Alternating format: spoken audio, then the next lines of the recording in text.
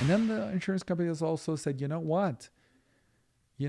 We can also control somewhat the patient's behavior to get rid of what they viewed maybe as unnecessary care or procedures by creating a deductible. I think we've all seen, certainly in the last 10 years, the deductibles go up. Again, that's the insurance company's way of saying we're going to have the patients have skin in the game. So if you want to go see your doctor every week, 52 weeks a year, which I'm dramatizing, but that's going to have a cost associated with it. And all of these tactics really go back to the first premise I mentioned, which is this is what happens when there's a transaction with two people, but there's another person involved. And if you replay everything I talked about, that none of these things would happen if simply two people were having a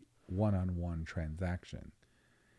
And you can see now everything I've discussed and more is being a byproduct of this artificial situation where a third party is involved.